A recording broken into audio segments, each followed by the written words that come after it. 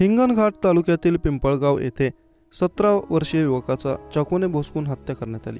हिमांशु किशोर चिमणे वय वर्ष 17 राहणार संत कबीर वाड हिंगणघाट असे मृत युवकाचे नाव। या प्रकरणी मानव धनराज जुगनाके वय वर्ष 21 आणि अनिकेत धनराज जुगनाके वय वर्ष 22 या दोघांविरुद्ध हिंगणघाट पोलीस ठाण्यात गुन्हा दाखल करण्यात आला। सुमारे 1.5 महिन्यांपूर्वी हिमांशु आणि मानव यांनी इंस्टाग्रामवर स्टोरी पोस्ट केली होती। एका पोस्टला अधिक लाईक्स आणि कमेंट्स मिळाल्या तर दुसऱ्याला कमी, यावरून दोघांमध्ये वाद झाला, जो हाणामारीपर्यंत येऊन पोहोचला होता। मात्र तो तिथे संपला नाही। काही दिवसांनी हिमांशूने पुन्हा तो बाप रहेगा अशी स्टोरी पोस्ट केली। यावरून दोघांमध्ये वाद सुरू झाला। वाद मिटावा म्हणून हिमांशू स्वतः मानवच्या घरी गेला, मात्र तिथे दोघांमध्ये पुन्हा बाचाबाची झाली। यावेळी संतप्त झालेल्या हिमांशूने मानवला चापट मारली। वाद मिटावा म्हणून हिमांशू स्वतः मानवच्या घरी गेला होता। त्यानंतर वाद अधिकच चिघळला।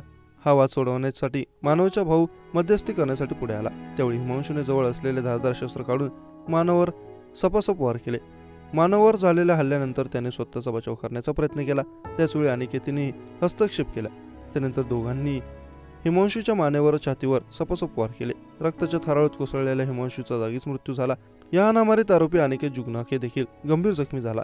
प्राथमिक उपचारानंतर त्याला वर्धा येथे हलवण्यात आले। या धक्कादायक घटनेमुळे हिंगणघाट परिसरात एकच खळबळ उडाली असून सदर घटनेचा पोलीस अधिक तपास करत आहेत।